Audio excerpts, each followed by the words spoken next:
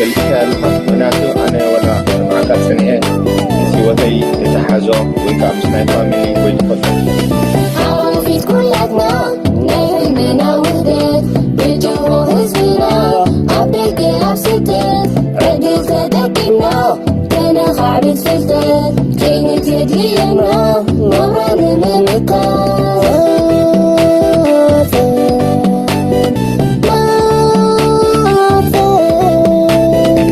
انت بكيسا نغلو تعقوف كتسكن كتك كسارا نعلوف ما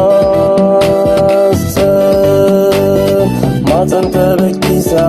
نغلو تعقوف بغلاتو كله قصاته كمنا يا دماتن نغلو تترنا تنكتاتح بايتا ولدونا أمازن الصادق حلنا نكدو أمازن نكدو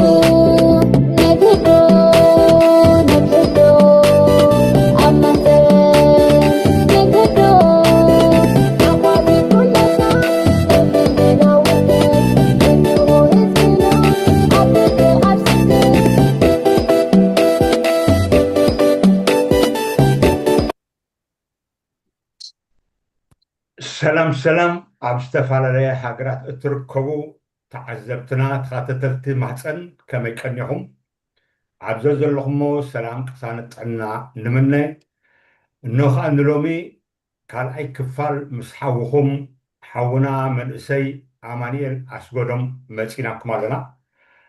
እዚ ናይ ሎም መደብና ኣብ ዩቲዩብ ቲክቶክ ፌስቡክ ከምኡውን ኢንስትግራም ክመሓላለፍ እዩ ኣብ ዝሓለፈ እዋን እውን ብዙሕ ተመሓላሊፉ ነይሩ እሞ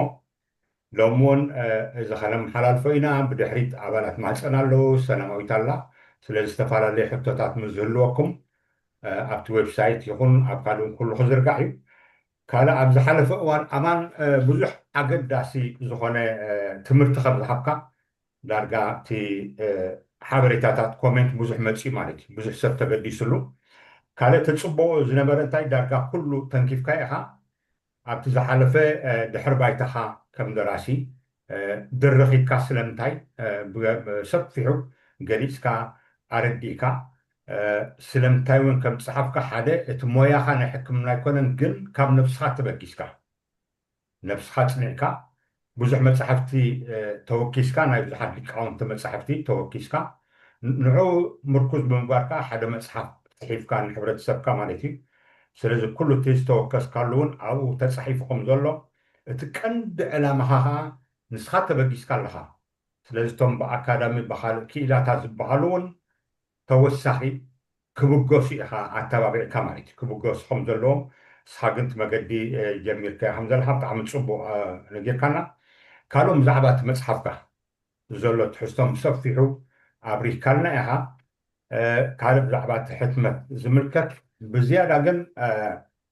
እንታይ ትፅቡቅ ዝሓለፈውን ዝሓዝናዮ ነጥቢ እቶም ተመሊሶም እንቶም ሎም ሰማዕትና ኣብቲ ዝሓለፈ ዩቲብ ምእንቲ ተመሊሶም ክርእይዎ ስለምንታይ ኢኻ ፅሒፍካዮ ንዝብል ንስኻ ሞያኻ ካልእ ምዃኑ ግን ሓሚመ ምስ ተባሃልካ ኖ ከመይ ገይረ ሓምም ኣነ ጥዑይ ዝነበረ ማንኤል ከመይ ገይሩ ሽኮር ሓምም ኢልካ ሕቶታት ኣልዒልካ ተመራሚርካ ስለዚ ሓዊኻ ከም ዘለካ እዚ ትዘረጋገፅካዮ ማለት እዩ እቲ ዝነበረ ሕቶታቱን ክሓዊ ይኽእል ድዩ ንስኻ እውን ኣብነት ገሊፅካ ዝመስከሩ ሰባት እውን ኣለዉ ማለት እዩ ስለዚ ኣነ ሓዊየ ብዘይ መድሃኒት ክሕዎ ከም ዝኽእል ኢልካ ሚእቲ ካብ ሚእቲ ብተኣማንነት መልእኽትካ የሕሊፍካ ዝመስከሩ ሰባት እውን ኣብኡ ፅሒፎም ኣሎ ማለት እዩ ስለዚ ካልእ እውን ከም ኦፕሬተር ሰራሕተኛ ኮይንካ ንሕና ኣካላትና ማለት እዩ ውሽጥና ዘሎ ክንፈልጥ ናይ ፓንክርያስ ስራሕ እንታይ እዩ ናይ ላልሽ ስራሕ እንታይ እዩ ናይ ልቢ ስራሕ ኮታ ኩሉ ነገር እውን ዳርጋ ከም ዝልክዕ መካኒክ ናይ መኪና ንኣካላትና ኩሉ ብሰፊሑ ኣብሪካልናን ኣላሊኻልና ስለዚ እዚ ንምንታይ ዝገልፆ ዘለኹ እቶም ቅድሚ ሕጂ ነቲ ቀዳማይ ክፋልናትካ ዘይተኸታተልዎ ተመሊሶም ክከታተልዎ እሞ ምዝ ሎሚ ትበልና ከዓ ተወሳኺ ምእንቲ ክኾኖም ኢለ እየ ስለዚ እንኳዕ ድሓን መፅኻ ኣማን ብሽም ማህፀንን ብሽም ኩሎም ተዓዘብትና ግዜኻ ወፊኻ ነቲ ተገዳስነትካ ብጣዕሚ ብልቢ ነመስግነካ እንኳዕ ድሓን መፅኻ ደጊማ ክብለካ ደጊማ ኣነ እውን ሰላም ይብል ታደሰ ከምኡ እውን ተዓዘብቲ ናይ ማህፀን ኩሎም ኣባላት ናይ ማህፀን እውን እቲ ተበግሶኹም ብጣዕሚ እየ ዘድንቕን ዘመስግንን ይቐኒየለይ ካብቲ ከምቲ ዝበልኩሞ ካብ ዝሓለፈ ምዝኽኻር ከዓ ዘድልዮ ኩሉ ግዜ ምዝኽኻር ዘድልዮ እንታይ ኣነ ሓኪም ስለ ዘይኮንኩ ኣብዚ ዝህቦ ኣስተምህሮ ንመብርሂ ንመነቓቕሒ ተኽእሎ ከም ዘሎ ከዓ መግለፂ ዳ እምበር ናተይ ዝሃብክዎ ኣስተምህሮ ተወኪሱ ሰብ ናቱ ውሳኔ ከይውስን ምጥንቃቕ ዘድልዮ እዩ ማለት እዩ እንታይ ዳ እዚ ውሳኔ ናይ ህይወት ናይ ጥዕና ምስ ሓኪምኩም ተላዚብኩም ትገብርዎ ውሳኔ ዳ እምበር ኣብ ናተይ ኣይትምርኮሱን ኢኹም ኢለ እምነት እውን ኣለኒ ግን ዝኾነ ይኹን ጌርካ ከይፍፀም ምእንቲ ካልእ ምልስ ኢለ ቁሩብ ነቲ ዝገለፅናዮ ምዝኽኻር ዘድልዮ ከዓ ኣብቲ ናተይ ክገልፅ ከለኹ ኣነ ታይፕ ዋን ማለት እዩ ነቲ ታይፕ ዋን ዝብል ከም ቅቡል ወሲድና እዩ ነይሩ እቲ ናተይ ፀገም ካልኣይ ዘሎ ከዓ ታይፕ ዋን ዝበሃል እዩ ሕጂ ኣብዚ ንገልፆ ነቲ ታይፕ ዋን ዘይኮነ ታይፕ ዋን ኢንሱሊን ዲፐንደንት ኢሎም እዮም ዝፅውዕዎ ኢንሱሊን ዲፐንደንት ማለት ከዓኒ ብዘይ ኢንሱሊን ክነብር ዘይክእል ኣብ ሂወቱስ ኣብ ኢንሱሊን ዝተመርኮሰ ብደገ ብሓኪሙ ዝወሃቦ ኢንሱሊን ዝተባሃለ ንጥረ ነገር መድሃኒት ኣይኮነን እቲ ነብስና ዝሰርሖ ዝግብኦ ካብ ደገ ምሃብ ማለት እዩ እንተ ካብ እንስሳ ዝመፀ ድዩ እንተ ብሰንቴቲክሊ ዝተሰርሐ ድዩ ብደገ ተሰሪሑ ዝመፀ ከም መድሃኒት ኮይኑ ስለ ዝወሃብ ዘሎ እምበር ነብስና ክሰርሖ ዝግብኦ ዝነበረ እዩ እዚ ሕጂ ፕሮቲን እዚ ሕጂ እንዳወሰደ ክነብር ከም ዘለዎ እቲ ታይፕ ዋን ታይፕ ቱ ግን ኣነ ዝነበረኒ እዩ ኖ ንግዚኡ ክትወስዶ እውን ትኽእል ትኸውን ዝኾነ ፀገም እውን ከም ዘይብሉ ኣነ ናተይ ርድኢት ብፍፁም ግን ካብኡ ክትወፅእ ከም ትኽእል ወፂኻ ከምዚ ኣነ ዘለኽዎ ጥዒና ብራ ክህልወካ ከም ዝኽእል ግን ብተኣማንነት እየ ዝብሎ ዋላ ሳቶም እንታይ እዮም ዝብልዎ ናን ኢንሱሊን ዲፐንደንት እዮም ዝብልዎ እዚ ማለት ከዓኒ ኣብ ኢንሱሊን ዘይምርኮስ ማለት እዩ ዘይምርኮስ ኮይኑስ ምርጫኻ ስለ ዝኾነ ኣብኡ ትምርኮስ ዘለካ ዋላ ሳቶም እውን እንታይ ባህሎም ሓላፍነቶም የውፅኡ ኣለዉ ኣብ ኢንሱሊን ዘይምርኮስ ተኢሎሞ ዋ ስለምንታይ ደኣ ኣብ ኢንሱሊን ትምርኮስ ኣለካ ወይ ኣይፈለጥካን ወይ ድማ ሓላፍነት ኣይወሰድካ እምበር ኣብ ኢንሱሊንስ ግዴታካ ኣይኮነን ኣብ ኢንሱሊን ክትምርኮስ እዮም ዝብልካ ዘሎ ሕጂ ባዕልቶም እውን ትገልፅዎ ኣለዉ እቲ ዴፊኒሽን ማለት እዩ እዚ ተነስተብህለሉ ዘለናይ ኣብዚ ክዛረብ ከለኹ ሕጂ ነቶም ታይፕ ዋን ዘይውክል ምኳኑ ምጥንቃቕ ኣድላይ ይመስለኒ ብጣዕሚ ፅቡቅ ምንቲ ምንፃርካ ብጣዕሚ ኣገዳሲ እዮም ምክንያቱ ምስ ጥዕና ናይ ሰባት ምስ ሕክምና ዝተሓሰለ ዝኾነ ንስኻ ንኣፍልጦ ንምንቕቃሕቲ ዘለካ ፍልጠት ከምኡውን እቲ ኣበይናይ ከድና ከነንብብ ከም ዘለና ክንፈልጥ ከም ዘለና ኣብቲ መፅሓፍካ ተገሊፁ ኣሎ ከምኡውን እቲ ዝርዝራት ነጊርካ ስለ ዘለካ ብጣዕሚ ፅቡቅ ኣብ ዝሓለፎ ናብሪካ ኢኻ ሎሚ እውን ደጊምካ ተብርህ ኣለካ እዚ ከዓ ሓላፍነትካ ስለ ዝኾነ ብጣዕሚ ፅቡቅ ኣገዳሲ ካልእ ምስ ሓኪሞም ክራኸቡ ከም ዘሎ ምዝኻ ናይ ግድነት እዩ እቲ ንሕማምካ ዝምልከት ምስ ሓኪምካ ኢኻ እዚ እውን ኣነፂርካ ኢኻ ትደግሞ ኣለካ ብጣዕሚ ፅቡቅ ምክንያቱ ሓደ ሓደ ኣብዘይ ሞያና ኣቲና ምእንቲ ንኸይንዛረብ እውን መልእኽቲ ኢኻ ተመሓላልፍ ዘለካ ኩሉ ሰብ ነናቱ ሞያ ኣለዎ ስለዚ ኣብ ንብሎን ንዛረቦንስ ሓላፍነት ክንውስድ ከም ዘለና ኢኻ ንምዝኻር ትገልፆ ዘለካ ማለት እዩ ካልእ እታ ዓይነት ሓደ ታይፕ ዋን ዝበልካያ ንሳ እውን ኣነፂርካ ኣለካ ዝሓለፈ ንሱ ብነብሲ ኣብ ውሽጢ ባዕልና ነብስና ዝሰርሖ እቲ ኢንሱሊን ግን ብደገ ስለ ዝወሃበና ንሱ ንነብር እታ ቀንዲ ትዛረበላ ዘለካ ግን እታ ታይፕ ክልተ ወይ ዓይነት ክልተ ካብኡ ክትወፅእ ከም ዝከኣል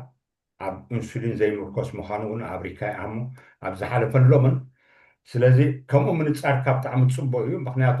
ዳርጋ ሽኮር እንታይ ምዃኑ ብዙሕ ሰብ ኣይፈልጦን እዩ ከምቲ ዝበልካዮ ስለዚ እቲ ሕጂና ዝያዳ እንዳፈለጥና እንዳተመራመርና ንኸይድ ዘለና እሞ እዚአን ብጣዕሚ ፅቡቅ መብርሂ ይብካ ኣለካ ስለዚ ከም ድሌትካ ኣብ ዝሓለፈ ኣእምሮኻ ዘሎ ኣብ ውሽጢኻ ዘሎ ከም ተወሳኺ ክትገልጽ ትኸድሓ ግን ምስ ጭንቀት ምስ ስትረስ ዘሎ ምትሓዝ ናይ ሽኮር ክትገልጸልና ኢልሞ ፅቡቅ ተመሊስካ ክትገልጽ ትኽእልካ ፅቡቅ ተወሲድ ዝያዳ ሕጂ ዘለዎም እቲ ስትረስ ጭንቀት እትመጋግባ ገሊጽካልና ነርካ ዘለዎ ምትሓዝ ምስ ሽኮር እንታይ ይመስል ፅቡቅ ፅቡቅ ሕጂ ቁሩብቲ ኣነ ክገልጽ እንከለኹ ኣድቫንቴጅ ኣለዎ ብልጫታት ኣለዎ ኢለ ዝሓስብ እንታይ እዩ ዶክተር ክገልጽ ከሎ ኣብቲ ሞያ ዘሎ ሰብ ክገልጾ ከሎ ንሱ በፂሕዎ ስለ ዝኾነ እዩ ስለዚ ንዓና ነቶም ተራ ሰብ ወይ ኣብ ካልእ ሞያ ዘለና እሱ ጥራሕ እዩ ዝፈልጥ ስለዚ ንሕና ከዓ ዝበለና ጥራሕ ኢና ንገብር እምበር እቲ ምፍላጥሲ ናተን ሓላፍነት ዘይምዃኑ እውን ኢና መደምደምታ ንገብረሉ ኣነ ሕጂ ተራ ሰብ ኮይነ ብዛዕባ እዚ ክዛረብ እንከለኹ ኩሉ ሰብ ዝከኣል ምዃኑ ንክፈልጥ እውን እዚ ዝሕግዝ ተራ ነገር ፍልጠትሲ ዶብ ከም ዘይብሉ ዓቕምኻን ዝተበገስካሉ ነገርስ ክትፈልጥ ንዓኻ ዘርብሕ ክትፈልጥ ዝበለፀ ዶክተር ከዓ እስኻ ኢኻ ኣብ ክራይሲስ ኣብ ፀገም ምሳእትኻ ዶክተር ዝሕክመካ እምበር ኣብኡ ከይበፅሓኻ እውን ነብስኻ ክትኣልኽ እንትኽእል ፍልጠት ብፍልጠት ኣደንፊዕኻ ነብስኻ ዝግበር ምዃኑ ከምዚ ኸማይ ተራ ሰባት እውን ክገብርዎ ዝኽእሉ ምዃኖም እስቲ ሓደ መረዳእታ ይኸውን ኢለ ኣነ ሕጂ ዝዛረብን ኣስተምህሮ ዝህብን ከም ዝበልኩሞ ከዓ እቶም ሰብ ሞያ ከዓ ብዝግባእ መንገዲ ከዓ ከቕርቦ ተስፋ ይገብር ብዝግባእ መንገዲ እውን ንሳቶም እውን እቲ መፅሓፍ እውን ዝሓሸ መንገዲ ከቕርቦ እውን ተስፋ ኣለኒ ስለዚ ከም እንዳበለስ ንሕብረተሰብ ምሕጋዝ እዩ ዘይሩ ዘይሩ ሎም መዓልቲ ነቕርባ እምበኣር ብዛዕባ ስትረስ ከምኡውን ትራውማ መበገሲ ሓሳበይ ከዓ መፅሓፍ ኣፍታ መፅሓፈይ እውን ኣላ ዘ ሚት ኦፍ ኖርማል ትብል ዘ ሚት ኦፍ ኖርማል ማለት ብሂል ናይ ኖርማል ማለት እዩ ኖርማል ንብሎ እዚ ዳ እንታይ ኖርማል እንዲ ንብሎ እዚ ብሂል ምዃኑ ከምኡ እዩ ዝብልቲ ኣርእስቲ ናይቲ መፅሓፍ ሽም ናይቲ መፅሓፍ ፀሓፊ ከዓ ሳይኪያትሪክ ዶክተር ኣብ ቫንኮቨር ካናዳ ዝነብር ዓብይ ፀሓፍን ክኢላን ማለት እዩ ናይ ሳይኪያትሪ ናይ ስነ እምሮ ሓኪም ማለት እዩ ጎቦር ሜተ ይበሃል ደራሲያ ኣብኡ ከዓ ሓደ ካብኣቶም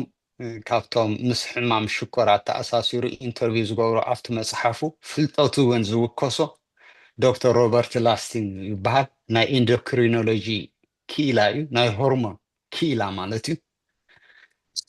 ኣብ ሕጂ ክልቲኡ ከተኣሳስርዎ ከለውስ ተረድየ ካውየ ፀሚቐ ፅሒፈ የፍቲ መፅሓፈ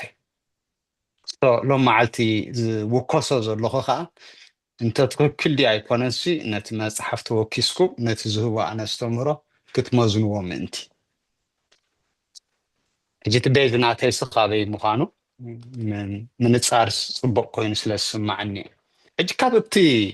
ጭንቀት ማለት ስትረስ ንብሎ ፀቕጢ ዝገብረልና እንዲ ፀቕጢ ናይ እምሮ ዝገብረልና ዘጨንቐና እዝታት ሕጂ ስትረስ እዩ ዝበሃል ረስ ኢሎም ዝፅውዖ እቲ ትራማ ከዓ ኣብ ውሽጥና ራዕዲ ዝገብረልና ፍርሒ ዝገብረልና እቲ ጭንቀት ከዓ ነባሪ ንነዊሕ ግዜ ዝኸይድ ምሳና ከምኡ ዝገብረልና እንድሕር ኮይኑ ከዓኒ ብናተይ ርዲእቲ እቲ ትራማ ዝብሎ ማለት እዩ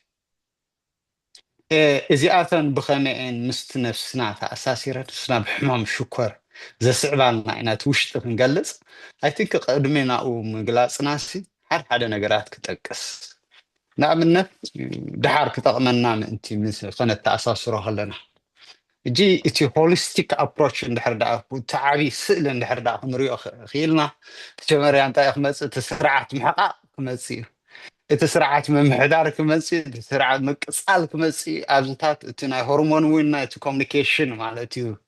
እቲ ትእዛዝ ዝመፅእ ዋላ ሓንጎል እውን ምስኡ ተኣሳሲሩ እዚኡ እቲ መስርሕ ዝፍፀም ዓብይ ስእሊ ማለት እዩ እጂ ኣብ ጨጎራና እንታይ ኣሎ መግቢ ምስ በላዕናሲ መግቢ ምስ በላዕና ከብድና እንዳተነፍዐ ምሳሕ ክንበላዕ ከለና ሕጂ ጣይታ ሙሉእ ንበላዕ ኣለና ከብድና ተዓፂፉ ዝነበረ ጨጎራና እንዳተነፍዐ እንዳገዘፈ ከይድ ምስ ፀገብካ ሽዑኡ ሓደ GLP-1 ዝተባህለ ሆርሞን ይስራሕ ካብቲ መናድቕ ናይቲ ጨጎራ ንሱ ከዓኒ ሆርሞን እዩ ንሓንጎልና መልእኽቲ ይህቦ ወል ዝኣከል ፀዓት ኣኪበ ኣለኹ እሞ ዕፆ ዝብል ካብዚ ኒዋ የድልየኒኒ ማለት ካብዚ ኒው ክስከም ኣይክእልን እየ ደን ሓንቲ ኩላሱ ክትተርፈና እንከላ ሽዑኡ يعصب نتوديو أخيلي كازيني عيدلن شعتا خلاصو انت بلع خاتم السكة وعقرقرت لك كتبلعونا يتغلني you know اسي تملخ تزم حلالف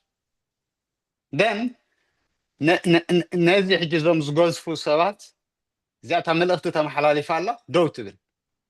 تسرحو خاتي خاني قصالي كون نسرح تملختي نزا ملخت محلاف يسرح دن اي سرحني قصيل تعدوا بالكالا عند حر على الكا صنح الكادن افكا خفتي تدلت كا خفتي تبلعت خليها تخلص اذا سبعت بغوزفو سبعت ገዘፍቲ ሰባት ልዕሊ ዓቐን ዝገዝፉ እሱ ከዓ ናብ ሕማም ሽኮር ስለ ዝመፅእ ኦበሲቲ ዝበሃል ኣነ እጂ ንዕኦም ሓደ መድሃኒት ንሂዞም ኣለዉ እዚ ሚድያ ገለ ፖፑላር ኮይኑ ኣሎ ዳርጋ ፍሉጥ ኮይኑ ኣሎ እዚ ኦዘምቢክ ዝበሃል ኦዘምቢክ ሕጂ ናይ ማርኬት ሽሙ ዳ እምበር እዚ ጂኤልፒ1 ዝብሎ ዘለኹ ነፍስና ዝሰርሑ እዩ ደን ነዞም ገዘፍቲ ሰባት ብደገ ከም ከኒና ሂብዎም እሞ እቲ መልእኽቲ እዛ ዝበልክዋ መልእኽቲ ትመሓላለፍ ከይበልዖ ከሎ መግብስ نحنقول ما يقبل له بجوجر أي تبلع بله، تمام؟ هجي أي تأميكان شو هتكعصو أتبلع، زي نحن زي بلع خا نفس خا تقميت أزوله سرحي أم نفس خا يبلع نفسن ده بلع شعور ورحاتو نكون تقني خير مالتي كنت تسعة تأكيد زوله، زوله مستأم خاخي نورمال إذا تات غير كان حرب يسترب زي غير كايا مستأم خاخي معنا زي جوجر خا يجبت ما مستجبته عاد هرمون كأسر بنصار نسخة هاي التأمي يلن ساعات يلن من شو ساعات سي يلن زبل حنقولك يزوزو ينقرو مالتي حنقولك أمسلك أنا في نفسي والشعب حقوق تولع رستوران تخير مساحة ولا ساعات أخيلو ذاتي ما تصير مالتي مستمع خايزيج شو تبلع مستجب كخا إذا زولكم سيركل نو أخيل كان الخا قبل كامالتي كانوا هرمونونا لو سبحنا ذو صرح ليبتن زبات أكاب سبحي ذو صرح ناي سبحي تسبح ناسي حدا اندوكريني ذو صرح كم عبي اندوكرين مالسي هرمون زفتر أكالات هم هوين خمسة بانكراسي اندوكرين أورغانيا مالتي ليه كمو يصرح ليبتن زبات نسون شوهات كامل صاو يحجز إزلو أجي زيتي حافشوا مسرح كتقصص لزغون كده حاري نابز زقت زلو اسكان نابتي ستريس نمدس ناب چنقت وي ستريس انتاي مالتي ستريس چنقت مالتي نحرت چنق كاستاي هو نفسخه قال هرمونات زنوزعلو ازي منزع زحجي انتاي كوينا ممزنوز وي تفرحها عبي فرح ندحر ماتي توسط خوين وقع ندحر دا خوين ويدما خمزناي حدقا مكينات ندحر خوين موت نايت فوتوم سباتن قلن زفرح وي سئنت قلن نقر ندحر داني زينو برا ناي سرح مسأم تخوينو كاب سرحا خصقوق مخانكا عداها خاب قزاها توتص مخانكا قلن نقر زي چنغ نقر ندحر دا محسي سقطي قبرلك أنا حجيز الساقط ندحر قاريل كان عملت فرح ندحر دعمتي فلاي فايت اور فلايت بلو حجيز سنترال حنقولنا هذا هرمونز سيمباثيتيك ان باراسيمباثيتيك زبالو هرمونز يدالو نسخة أنا ماني زقلطفو أنا نفسنا قلطفو نسخة نازي أو كليتنا أو شافنا كليتنا ذركب أدرينالين and cortisol زبالو ناي ستريس هرمونز نستجنكا وي مسفرحاس زفطوريوم زيوم حجي نساتهم ينوزعنا بدمنا نسوم كأتايم زغورو يقلطفو نفسنا كل نجر كل ساعات مالت منش ساعات كأني شكوري الجلوكوسي على نفسنا زولو بمولو خالق تغريفو نبدمنا خمس دفاعهم زي عطون عب زفرح زرع زج أنق نجار إنه خمسين كله كل تي منشي ساعات جلوكوز نبدأ يدفع تبزح نبدأ يدفع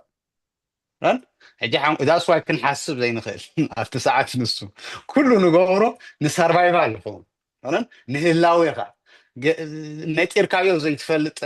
حصور نت إركات خيد قالن كنت ريو كذا سنبدأ كجدل بوت تصدف you know زي ما حيلي منشي اللي هو كاملتي زي حجي حماقدي أيقونن نيتشر أملاك زسرح سب مخنيات يزرع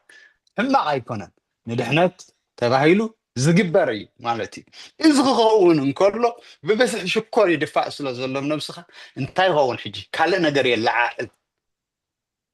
نه كال هرمون كا أنصارنا تخا أي لعا هرمون نسوت بقى مهزولنا إنسولين زبالة كا بانكرياس كا بحدا كا تري نسخاله مخنيات أي قدسان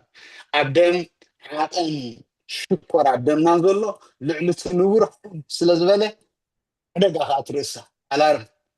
أنا نسها إنسولين تدفع مالتي نعو ناب ندحريت نختم مالسو ندحريت كا أخم الله سايكل انتج أنا نقص لازله ما نابي رأخذ نعم مقمت خاصة تدفع ناب سبع قص خاخيد ناب سلام كبر خاصة غرفة مالتي رن ولا تنقر الزق مسوله مرها عرف مسولون ثم حضروا منع الساعة بانكراسة ثم حضروا حجي بتي إنسولين إذا حجت النور نجار إذا حجي نحت صير جزيان دحردا خوينو رجع مسوله كل نجار نعم نبوري ملس تتنفس كلها نعم تازن برتات ملس طب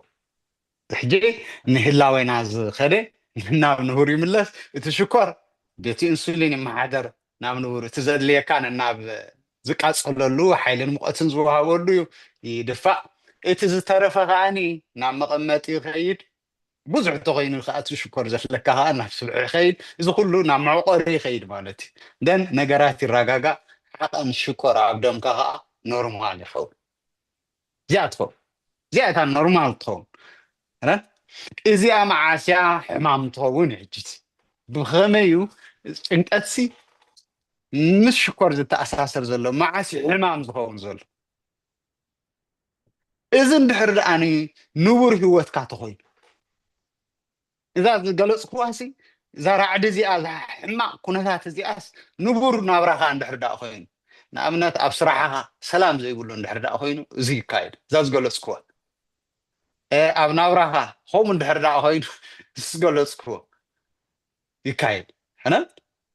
ويا بكيناتن ورا كيناتن نحر عليها كومو يكايد زخونه زفرح زچنط نغرات نحر علي إذا مسرح زي قصاله تكايد إذا مسرح زي قصاله نحر دا تكايد كوينا بزح نغرات يمص مالتي بدحري دي هذا انتي فطر قصاله سلازغونه قصاله زغونه نغر تغركا ولا مدهانيت سي بقصاله نحر دا اني ناي رئسي الكاخنينات بلعت هونك ناي رئسي اندال كاخنينات بلعت هونك تلومدو هذا اركوليزاتو زبال سبو هاي لومي انتي فرمس براستي دحر كان اب كلتا يسجر دحر كا سلست اندابل خيد اتي ناي محغواس داي دس مبال نا سمعيتاتو እንዳወረደ ببزح እንዳደለየ ይኸይድ أنا اتي دوبامين زبحالالو نيرو كيميكال حنقولنا نسوسي زريتشو كريتشو لو ديسك لكام انتي جن بقليلو عيلع جمهور يدلي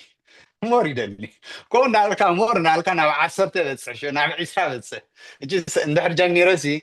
يا لو عروته اجي تايبلوني كنت ستي انا تسوتو في راس ستي السوشيال كان حدا قلت يحلفني كومي باري محبراو مالتي اجي با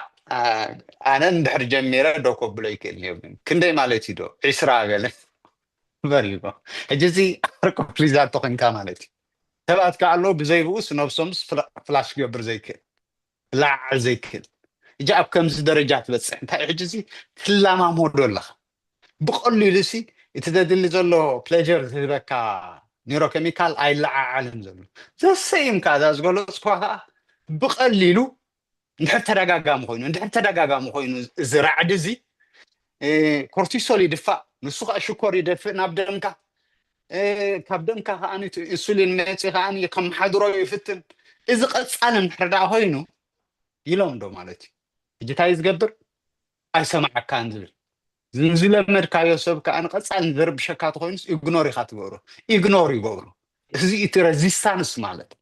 انسولين ريزيستانس مالت انبي اي سمعن اغبرن مالتي ريزيستانس تبل قال الانجليش تخيت فيزيكس تخيت ابخونه يخيت انت اترجمات انبي اي سمعن فريكشن هي ريزيستانس موشن انا እቲ ሞሽን ከይከይድሲ እቲ ዝንቀሳቐስ ዘሎ ንዑ ደው ዘብሎ ማለት እዩ ሬዚስታንስ ኣብ ኤሌክትሪሲቲ ተኸይና ሬዚስተር ሕጂ እቲ ፍሎው ከይገብር እቲ ኤሌክትሮንስ ዝከላኸሎም እዩ ደው ዘብሎም እዩ ከና ሬዚስት ገብሮም ኣሎ እታ ሬዚስታንስ እዚኣ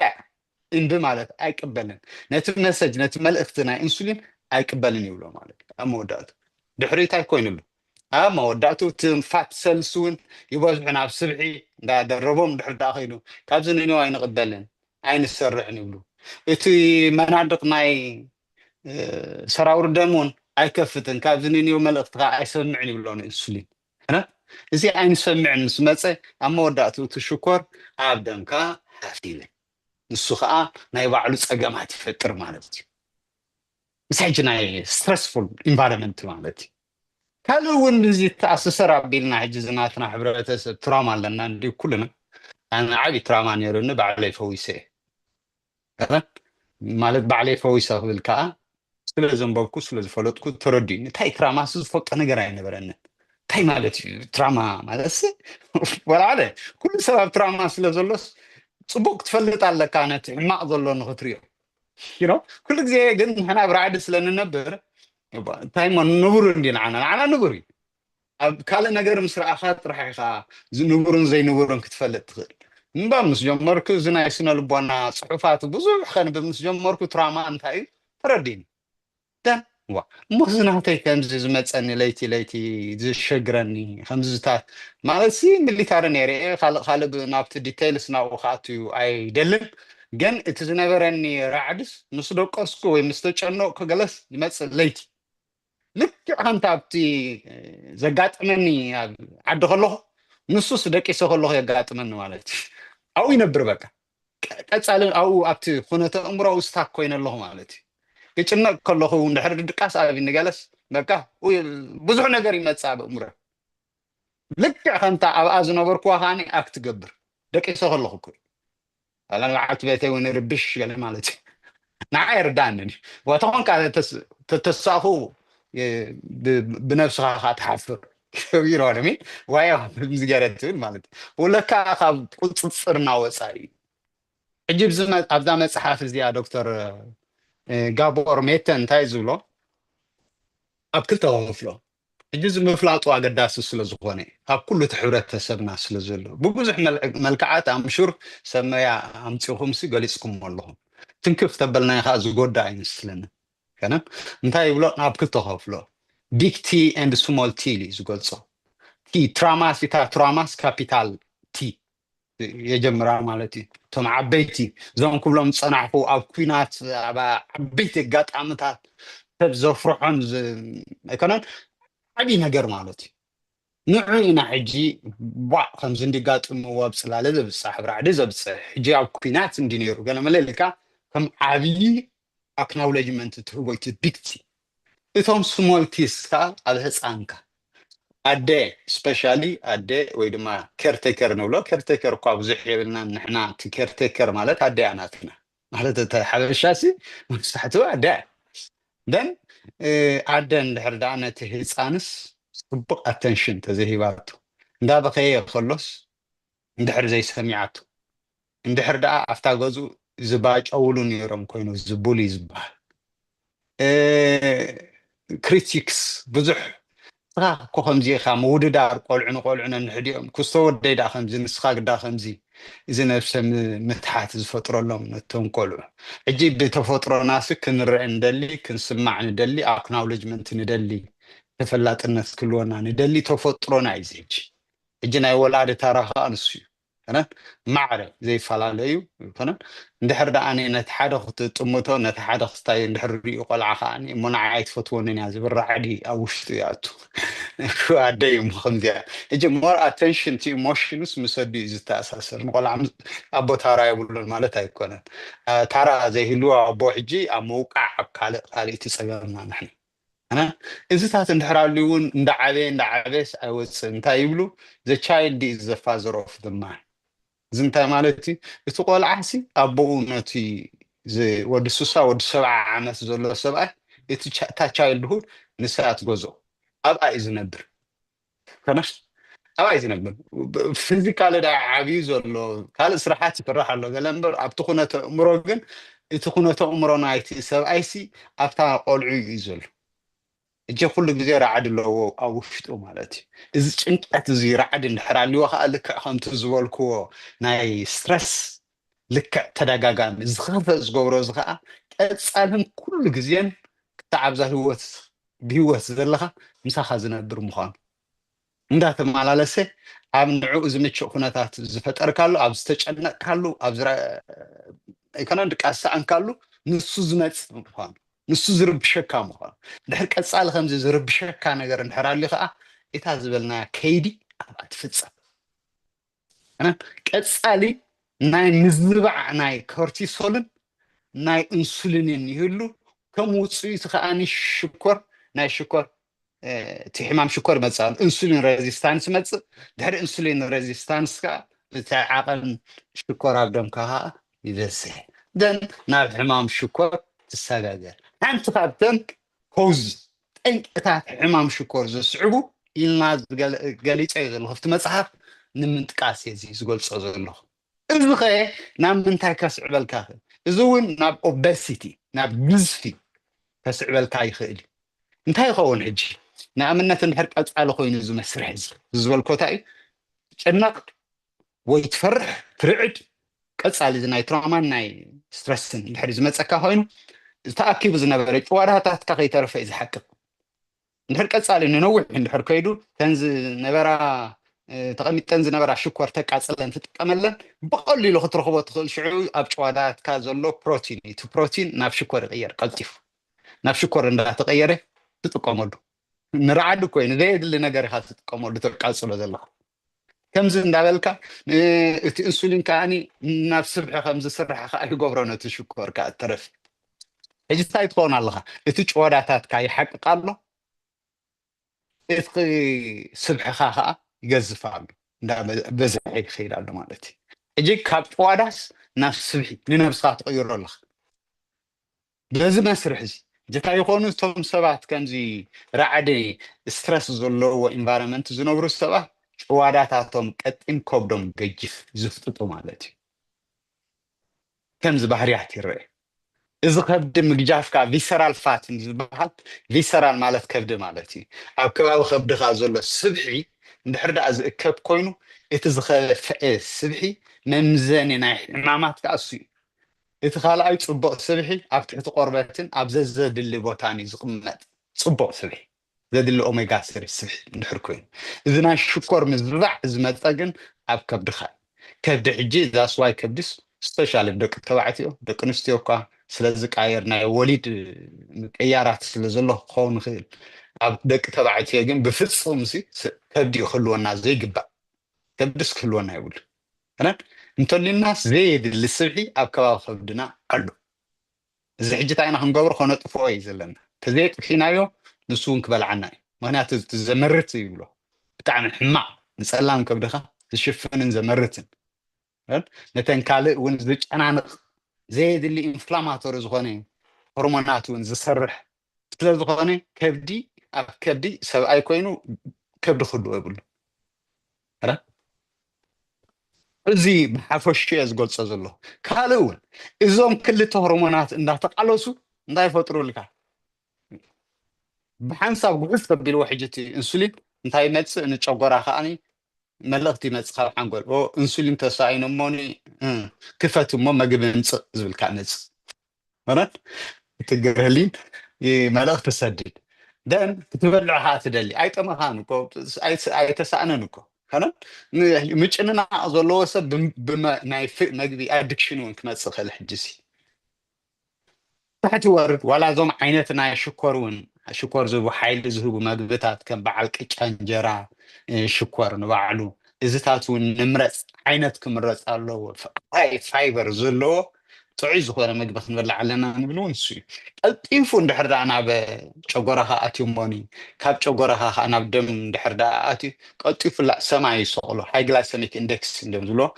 ላዕሊ ይስቀል ዓቐን ናይ ሽኮር ድሕሪኡ ከዓ ብብዝሒ ኢንሱሊን ከዓኒ ንዑ ክራሽ ክገብር ከዓ ይመፅእ ንዑ ጉሑፍ ንሰበሎ ከዓኒ ብብዝሒ ኢንሱሊን ስለ ዘሎ ሃባ ከዓ ዝብልካ መልእኽቲ ይመፅእ የለን ተስፋይ ንፀዓትካ ኣብ መቐመጢ እዩ ዘሎ እቲ ኢንሱሊን ሃይ ስለ ዘሎ ከዓኒ ተቐመጥ እንስቶር ኩንን ከይትወፅእ ዝብለካ ነቲ ስብሒት ተሰርሕ ብዝሕ ናይ ኢንሱሊን ዳስ ዋይ ሃይፐር ኢንሱሊኖምያ ዳንጀር ዝኸውን እዚ መስርሕ እዚ እንድሕር ዳ ተረዲእናዮ ንምንታይ ይጠቕመና ኦኬ እሞንታይ ኢና ክንገብር ዘለና ለካ ስትረስስ ሽኮር የምፅእ እዩ እንድሕር ስትረስ ሽኮር ዘምፅእ ኮይኑስ ዋ ብዛዕባ መግብኻ እኮ ይኮንካን ቀዳማይ ክትሓስብ ዘለካ ሕጂ ፀገምካ እንድሕር ስትረስ እንታይ ፀገምካ ምልላይ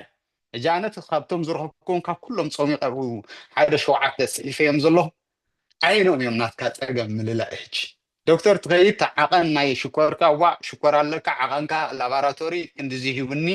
ክንዲዚ መፂሎ ብጣዕሚ ሃያሎ ሕጂ መድሃኒት ክትጅምር ኣለካ ትመፅእ መድሃኒት ትጅምር እዛ መድሃኒት ካ እንታይ ትገብር ነቲ ዓቐን ናይ ሽኮር ኣብ ደምካ ዘላ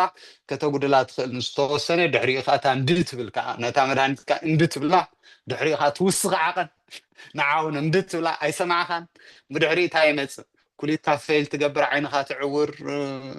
እግርኻ ምቁራፅ መፅእ ገለ ኣይሰማዕኻ ምክንያቱ ትሰምዖ የለኻንቲ መልእኽቲ ይኖ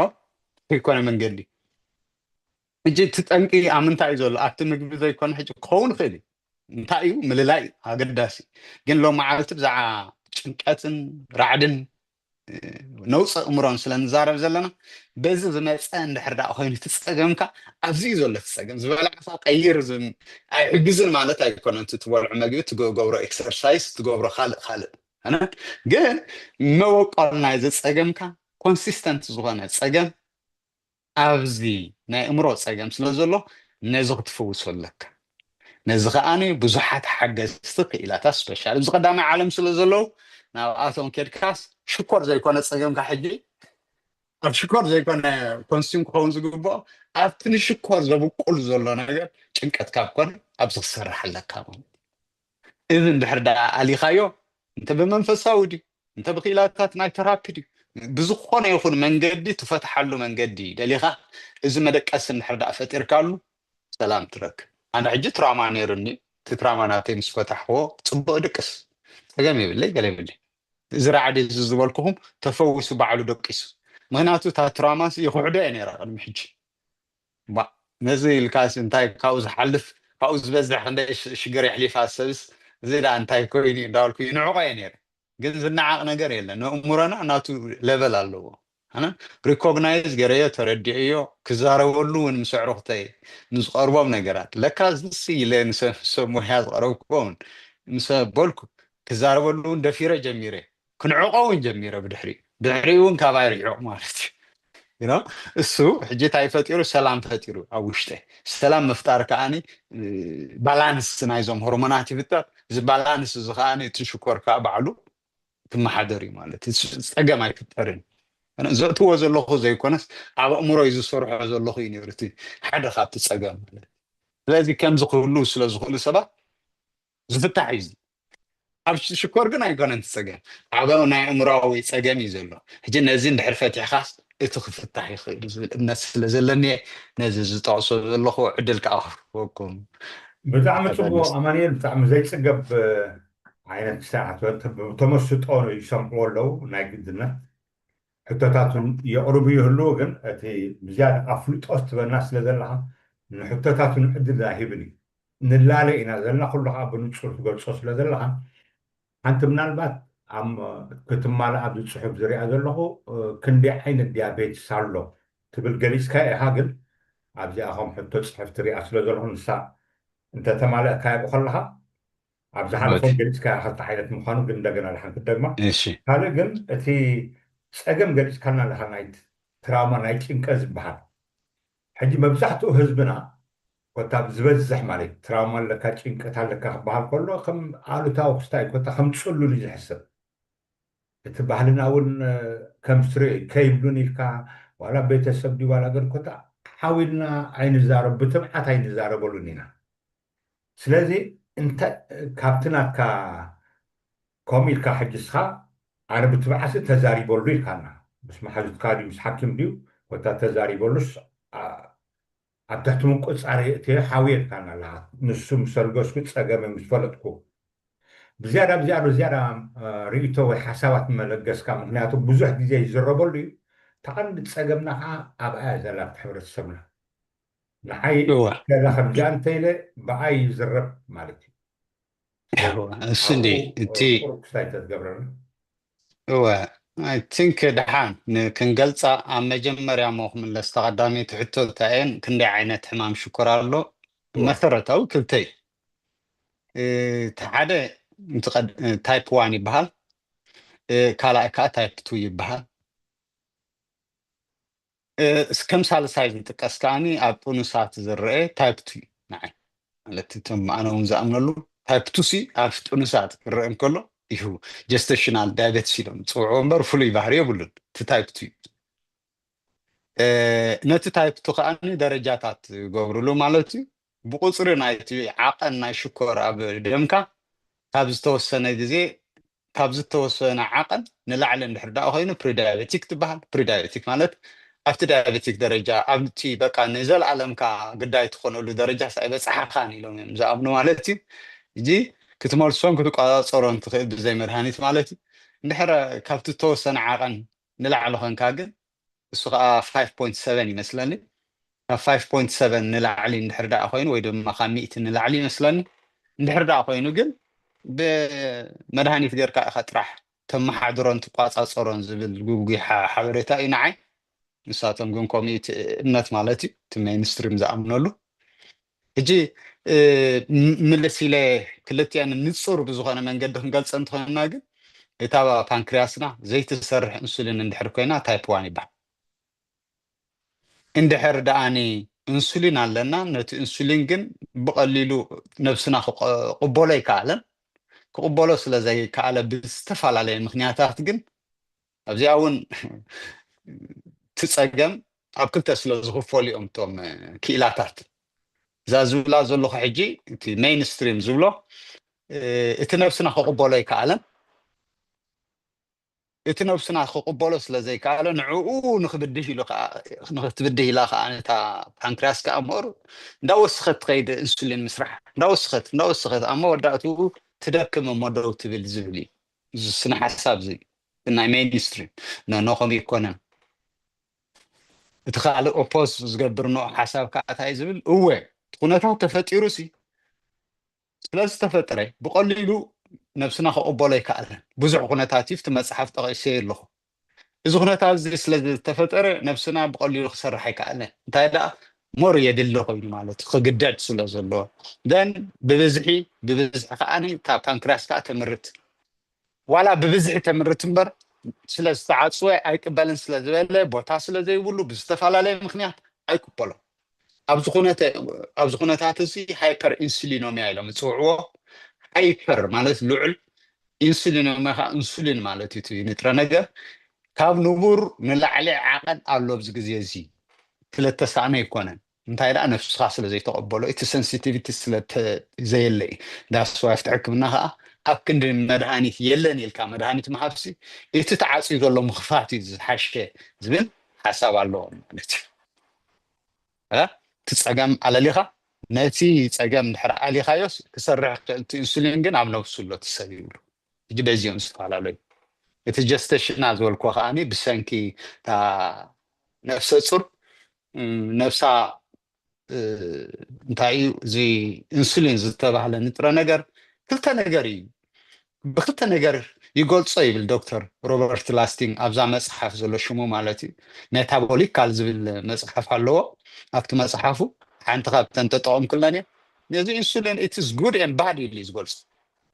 good and bad مالتو تتصبونات الزخو قولس زو عالكي نتشو كورسي يمحادرو بزي نسوخ محادر عيكينا اتحم معنا تخلاني سبعي خمسة سرح عن نفس خاي يقدر يقول فاتني هرموني زولو جروز هرموني جوالا نزون انسوساتات يبوني من تصبح هنا بوزع نقراتي اتي جي زي كحادسي فاتني هرمون مقان جروز هرمون جي نفس الصور كأني ديك مسحازات انتاي زبل زي ما الاختزام حلالف هو ديبوزيت قباري نعاخن ولادكن زخون ساعات يدلي بلامو نفسها أني سبحين دا دربين دا قذفت يا تخيل كانت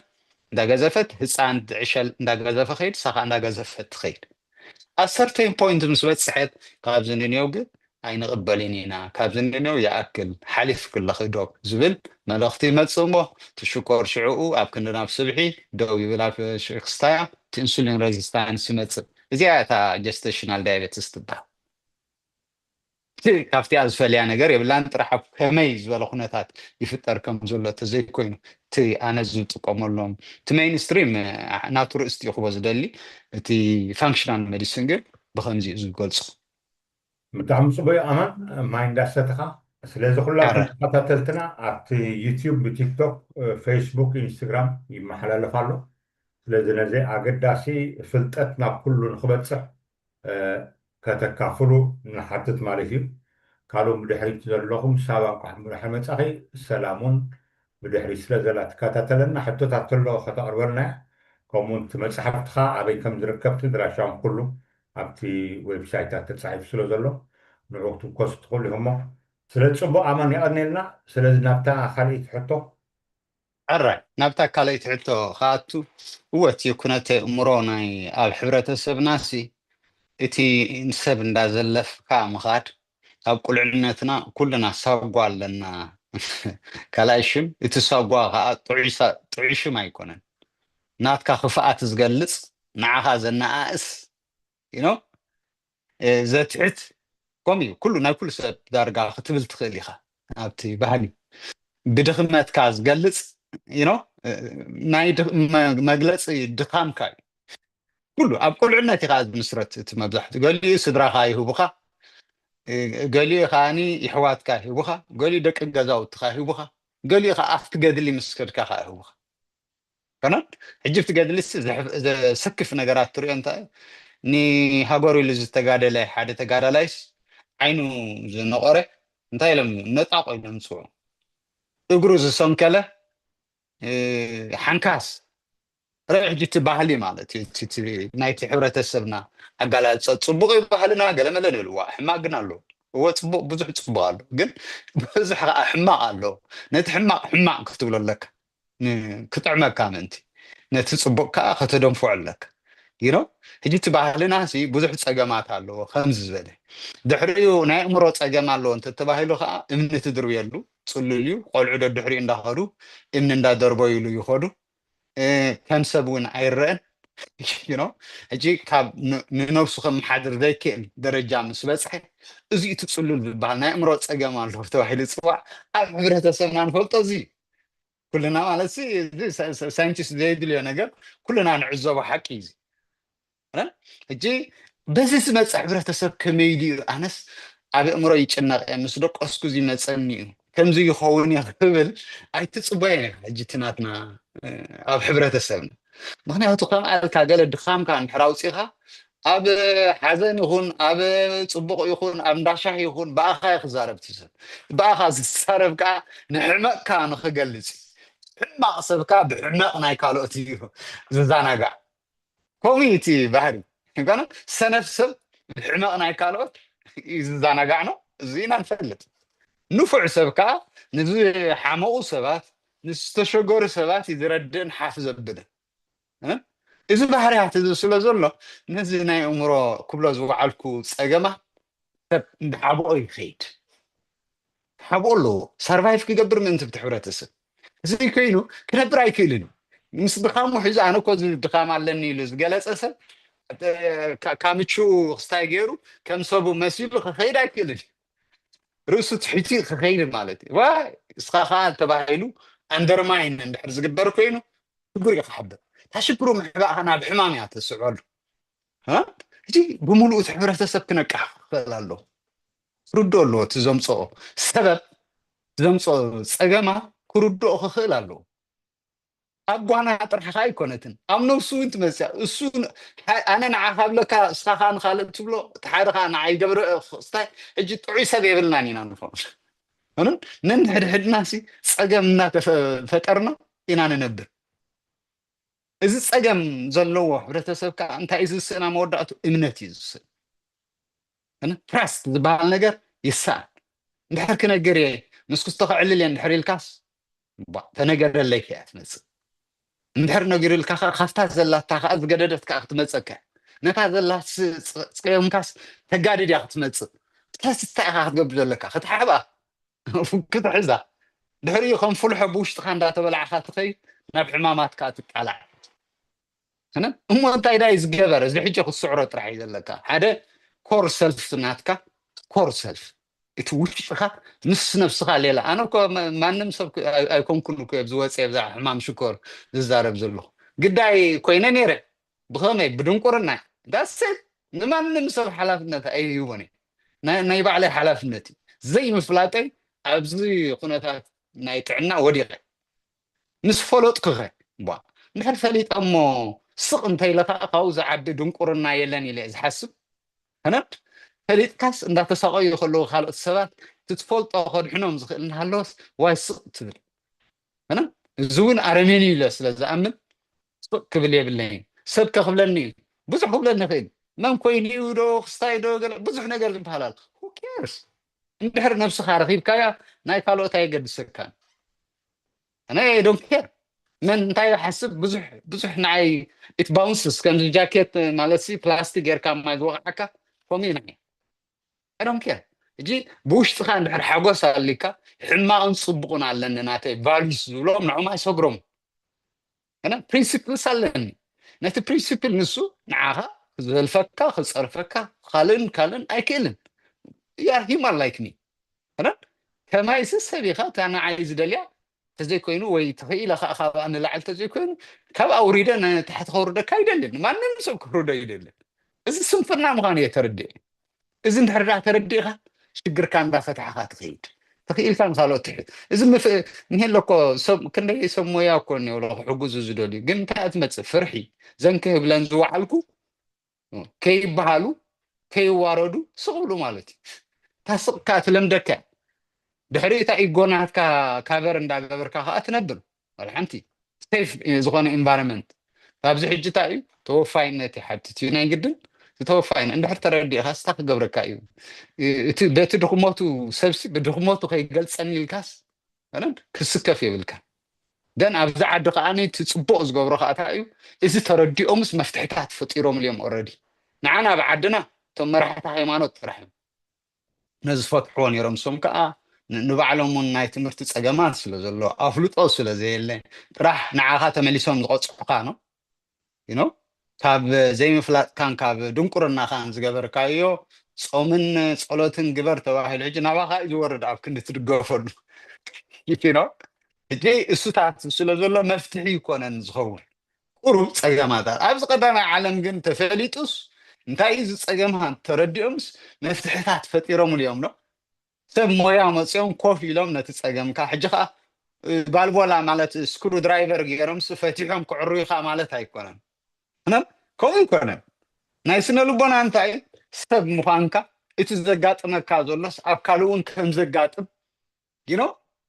سيف بغون environment تزي تزاريبكا اوش طات حسكايو زو قبلو زو عالكو صقمات يفطر اندحر كوفيلكا خمز نزارارو زلنا او وحس زخونه بوتا وحسنس زسمعكا بوتا زبلكا يو ناب دغ زي وص كوفيلكا مسوع المويا اندحر تزاراريبكا لو مسخا اقطاچادات منغدتا كبكا انت خيلو از نغرات كعري يخيلي حدا قاب بليف سيستم كابت حساسبا خون خيلي اتزنبركا مخحد كون خيلي بزح خو سلازخل بايتال اجتاينا نقبر دلن نابتا كيلاتات مخاد دحر تزبس حبز قدامي عالم كا دارغا بنصاي مالتي نحكيم كا انا قمزي چنقات علني كمزي بلن الله ازي يخون مسدو قسكو زين مصن دحريل كاس كويناس بستساتف سب كمزي الله كله PTSD زبال post traumatic stress disorder post trauma مالتاي اتي تراما قاطي مكاوتا كوينات سب كو قتل نيركا السوق قتلك سخا قتلو كوينات مالت كوزي قالوا كي قنا كي قتلك مقتاليكو او تدرس يا كي قتلك تقتلوا لك تذكر قتلك سخا معوتوس كونه امر زي ام حرنيركا اذا تراما لا تاجي فرح لك زي فرح سب يلن انا ميليتاري ترينر نيره سوا مالتي جن مالسي ميليتاري تريننج وسيده ندحري الكاس انتي مالتي ودي سب تفطرو يفرح تفطرو ريسبوند يقبر سرفايفالي مالتي تفطرو تاع امورنا نهل جن تاي تغورنت وتادر تسلطن ተሰልጥኖ ከዓ እንታይ ኢኻ ምስ ፈርሐስ እንታይ ዓይነት ግብረ መልሲ ይህብ ምስ ፈርሐስ ፍሪዝ ዲ ክኸውን ኣብ ዘለዎ ዲ ክመክኽ ክሃድም ዲ ወይ ክዋጋእ ከም ዝዋጋእ ጌርካ ትሬን ትገብሩ ምስ ፈርሐ እዩ ዘእጅ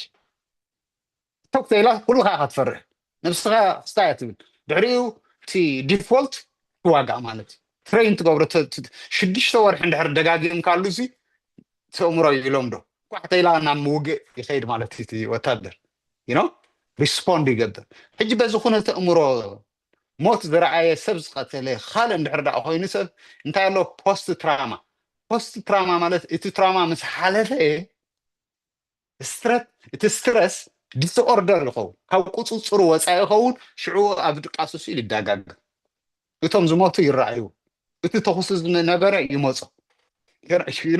እዚ ይሽበር እዚ ምሽባር እዚ እንድሕር ዳኣ መፅኡ ኣብ ምስ ደቀስካ ከዓ እታ ምሽኮር እቲ ኢምባላንስ ዝረኣናዮ ኣብ መንጎ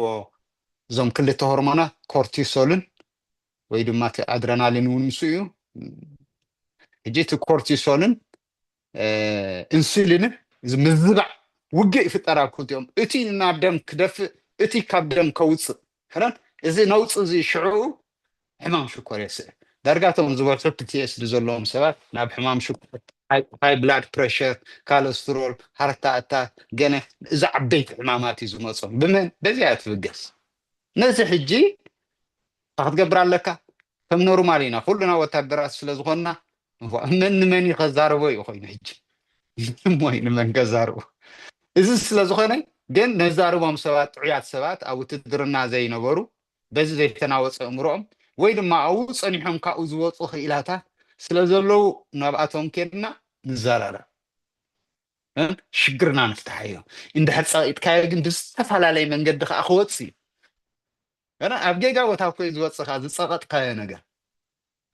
ሕጂ ኣይሕባእን እዩ ንጥዕናካ ከዓ ሓደጋ እዩ ኣብ ዘለናዮ ዓዲ ንዶክተርና ተነጊርናዮ ፀገም ኣለኒ ከምዚ ነይረ እንተልና ተዝሓቢናዮ ንሱ ኢንዳይረክት ክገብረና እዩ ናብኣቶም ተራፒ ረኪብና ክንሓዊ ኢና ግን እንታይ ዓይነት ፀበህ ከምዚ በቃ ቅልጥፍ ኣቢሉስ ኣብ ውሽጢ እምሮና እትው ኢሉ ዘዕርየና ይንውሰድ እንታይ ዳ ከምዚ ኣነ ንበዓሉ እዚ ኣነ ዝዛረበሉ ዘለኹ ነቲ ዝነበረኒ ተራፒ ፀገማት ናይ ዝሓለፍክዎ ተራፒ እዚ እዚ ቅድሚኻ ዝዛረበ ዘለኹ ንበዓሉ እዚ ፍወሳ ኢናዓይ ፀገምታት ተዛሪብካሉ ሲ እንታይ እቲ ኢሞሽን እንድዩ እቲ ስምዒታት እቲ የማናይ ሓንጎልና እቲ ስምዒት ሕጂ ናብ ቋንቋ እንድሕር ቀይርካዮ ናብቲ ቲንኪንግ ብሬን ናብቲ ፕሪፍሮንታል ኮርቴክስ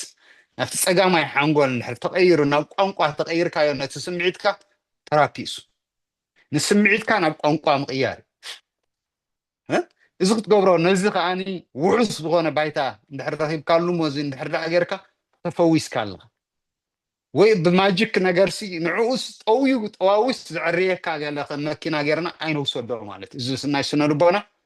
ምስ ምንታይ ተኣሰር ምስ ሓሳብ ቲንኪንግ ምስ ፊሊንግ ምስ ዝስማዓካ ነገር ድሕሪ እቲ ተሪኦ ባህርያትካ ከዓ ይቅየር እዚአን ሰለስተን እንዳተዋሳሰባ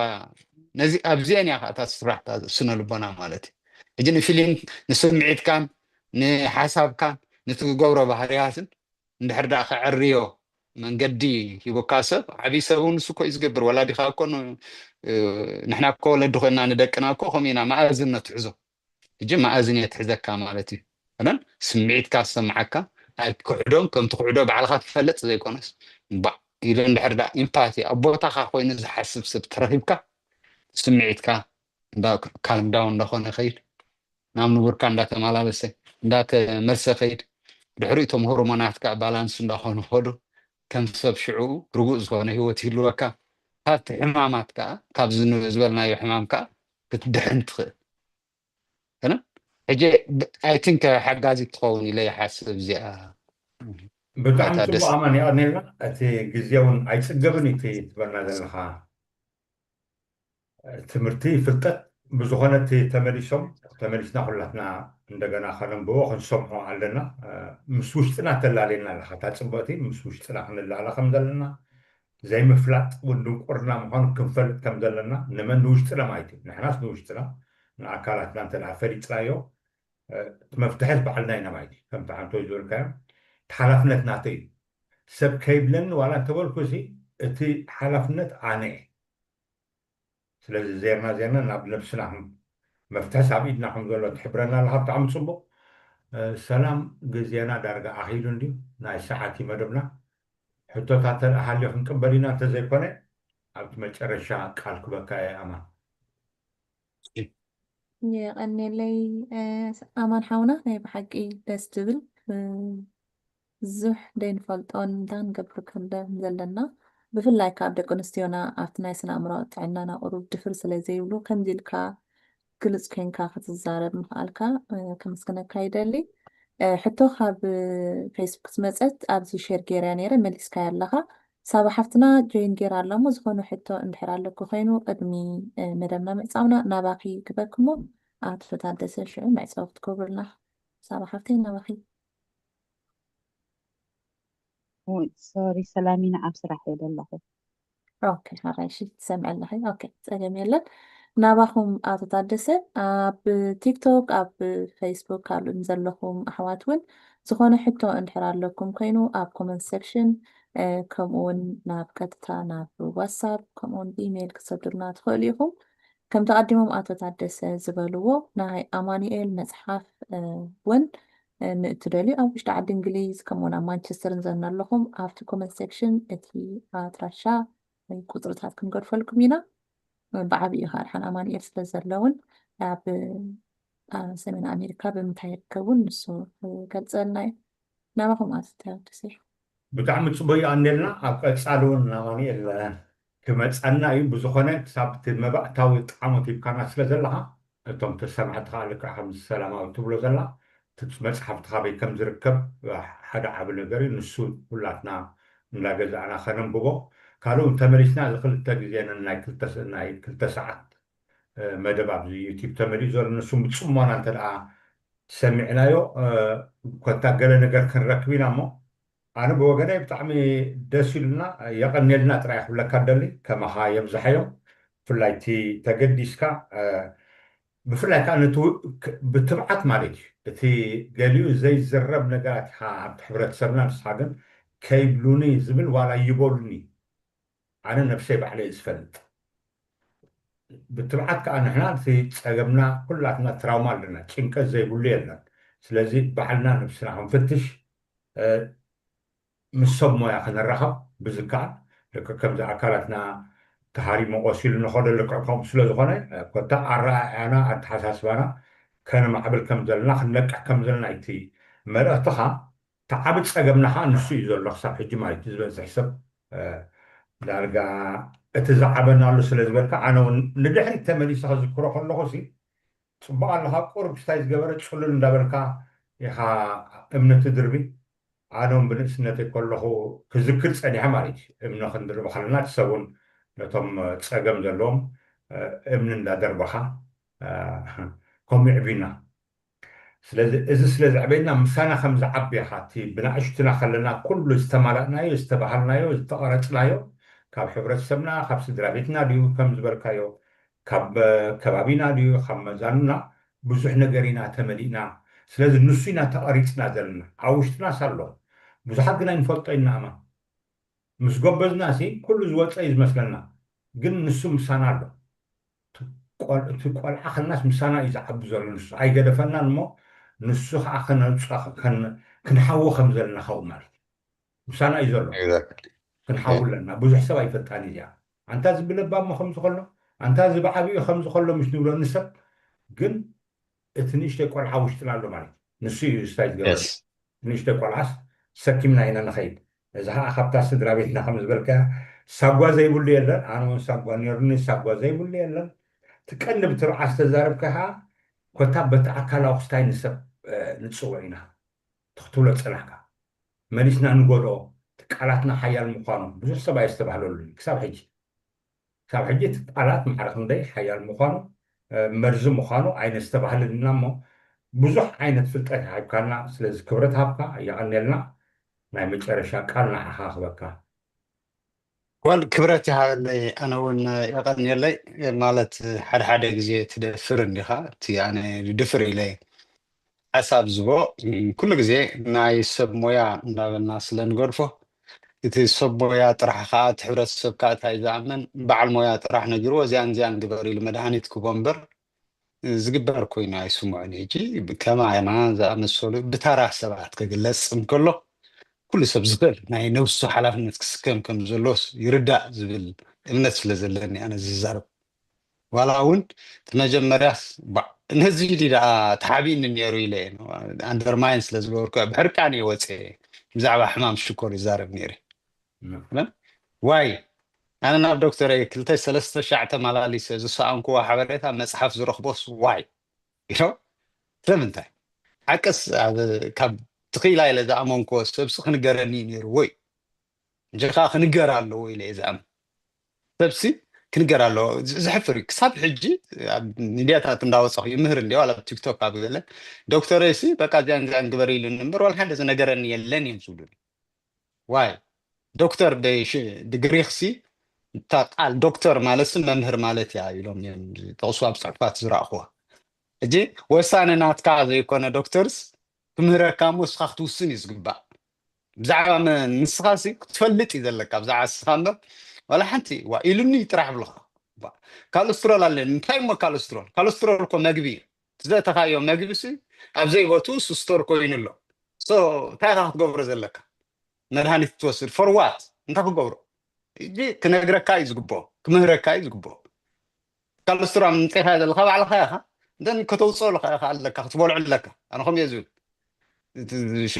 ኣብ ደምካ ዘሎ ካለስትሮል ማለት ስብሒ እዩ የእቲኻ ኣለካ ብላዕዮ ነብስኻ ዕድል ጥራሕ ኣቦ እምበር ባዕሉ ከፅርዮ ፋስቲንግ ንዑ ይጠቅም ፋስቲንግ ድሕሪ ጌርካ ብዝሒ የለ ሽኮር የለ ካለስትሮል ውን የለ ንኣብነት እዚስ ዋይ ዘይንገረካ ድሕሪ ምርጫኻ ኮይኑ ትዝኣዘዝልካ እዚያ እየ ዝደሊ ኢልካዮ እታ ምርጫኻ ክህበካ ኣነ ንስኹ ካባኻ ንላዕሊ ስለ ዝፈልጥ ድሕሪኡ ኣብ ምውሳን ክሕግዘካ እዩ ዝግብኦ እምበር ሰብ ኣደንቂርካስ ጥራሕ ንስኻ ወሳኒ ክትከውን ግን ጌጋ ኢለ ስለዝኣምነ ኣነ ከዓ ክድንቁር የብሉን ሰብ ቀጥታ ክነገር ክኽእል ኣለዎ ዝዓበየ ኣሰት ፍልጠት እዩ ሕብረተሰብ እንድሕር ፈሊጡ ነብሱ ሓራ ክገብር ክእል እዩ ዋላ መፅሓፍ ቅዱስ እውን ከምኡ ዝብል ፈለጠ ሓራ ዝወፅእ ኣብ ዝኾነ እምነትና እውን ከምኡ ዝብል ግን ሰብ ፍልጠት ሓቂኻ ግን ግዳይ ክትገብሮ ይብልካን ኢለ ስለዝኣምን እየ ኣነ እውን ዝከኣለኒ ዝገብር በር እንታይ ዝጥቀመሉ ናይ መፅሓፍ እውን ብዝበለፀስ ኣብዚኣ ሓንቲ ርእስቲ ርኢና ልዕልና ተዛሪፍና ዘለና ኣብኡ ግን ሓደ 7 እኒአ 7 መዓልቲ ከማንሲ የድልየኒ ይበፅሐን እየ ንሱ ብመፅሓፍ ኣንኢሰ ስኩዝ ስለ ዝገበርክዎ እምበር ነብሲ ወከፍ ሰንተንስ እያ ትትርጎም ናብ ብዙሕ ነገር መፅሓፍ ክትከውን ትኽእል ቀቢቕ ኣብ ዝተኽኣለ መንገዲ ግን ኣቕሪበሎም ኣለኹ ነዚኣ ኣንቢቦም ዝሕገዝሉ መንገዲ እቲ መፅሓፍቲ ከዓ ንሄለው ናተይ ምንጭ ከዓ ኣብኡ ዘርጅረዮ ኣለኹ እዛኒ ሕጂ ዝጠቐስኮኑን ኣብ ኣለዋ ብዛዕባ ትራማ ዝተዛረብናሉ ማለት እዩ ኣብኣ ንሄዋለተን መፅሓፍቲ ኣንብቡ ሓግዙ ነብስኹም ኢለ ኣነ ክስታይ ክብል ዝኽእል ካዝሃብኩም ንዕድል ከዓ የመስግን ነታ መፅሓፈይ ግን ኣይ ቲንክ ቴሌፎነይ ፖስት ክትገብሩ እያ ሰላም በቲ ቴሌፎን ምርኸቡኒ ብዋትስኣፕ ወይ ገለ ፀሓፉለይ ኣብዛ ዓዲ እዚስ ብምንታይ ንረኽቦ ሕጂ ኣብ ኤውሮጳ ኣብ ኖርዌይ ኣብ ሆላንድ ኣብ ዓዲ እንግሊዝ እኒሄለ ኣብ ኖርዝ ኣሜሪካ ዝተፈላለያ ስቴትስ ናይ ኣሜሪካ ኣብ ካናዳ ኣብዚ ዘርጊሐ ኣለኹ ብዝተኻለኒ መጠን ማለት እዩ ብውልቀ ይገብሮ ስለ ዘለኹ ቅሩብ ክብል ዝበለይ ንግዚኡ ድሓር ግን ዝዝርግሓሉ ገለ ነገር መንገዲ ክንፈጥር ንኽእል ንኸው ድሓር ከዓ ንዓዲ ኣብዚ ሕጂ እቲ ሰብ ዶክተር ኣለዎ ግዜ እውን የብሉን ንኸንብብ ኣብ ዓዲ ዘለው ቤተሰብ ግን እንድሕር ክትሕግዞም ኮንካሲ እታ ቴሌፎን ደው ኢልካ ብላስ ናይ $20 $30 እያ ኮነ ልዕሊ እታ ቴሌፎን ግን እታ መፅሓፍ እንድሕር ሊእካ ኣሎም ዝሕገዝሉ መንገድስ ክፍጠር እዩ ማለት እዩ እሞ ተኽኢልኩም ከዓ ናብ ዓዲ ከዓ ንቤተሰብ ንገለ እንዳሰደድኩም ዝሕገዝሉ መንገዲ ፍልጠት እንድሕር ቀሲሙስ ኣነ ሕጂ ተዝፈልጥስ ኣብዚኣ ይመወደቕኩን እሞ ኣብ ከምኡ ከወደቑ ከለዉ ሰባት እውን ክሕገዙ እቶም ሓገዝ ዝደልዩ ዘለዉ ካብኡ ኣብኡ ዘሎ ሓሳብ ምንቲ ክሕግዞም ኩሉና ነናትና ተራ ንፃወት የቀኒየለይ ዝሃብኩም ንዕድል ንዓማ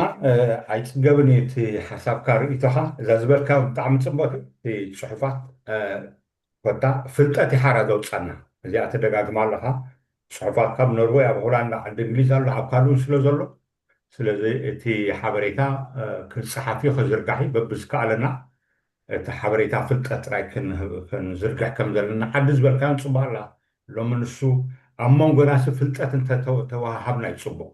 ዋላ ብዝኾነ ንኸዶ በዓል ዲገለውን ንሰብ ፍልጠት ተሃብናዮ መፅሓፍ ተሃብናዮ ካብ ተመራፂ እዩ ስለዚ እዚታት ቀሲሉ ክተኣታቶ እዩ ሕብረተሰብና ንደሊ ንሰብ ካብ ዝብላዕ ሰተ ዝክደን ትቦ ኮታ ፍልጠት ዝሓዘ መፅሓፍ ትክትቦ ከለካ ንሱ እቲ ፍልጠት ዘድልየና እሞ የቀኒልና ሰላም ናባኹም መጨረሻ ኣነ ብወገነይ እወዲ ኣለኹ ኣነ እውን እያ ይቀኒልና ክብል ዝደሊ ብሽመይን ብሽም ኣባላት ማህፀን ተዓዘብቲ ማህፀን ብጣዕሚ ኢና ነመስግነካ ኣማን ሓወይ ተዓዘብትና ብካልእ መደብ ዝመፅእ ዘሎ ሓመስ ክሳዕ ክንረክብ ሰላም ቅነ ይቀኒልና እሺ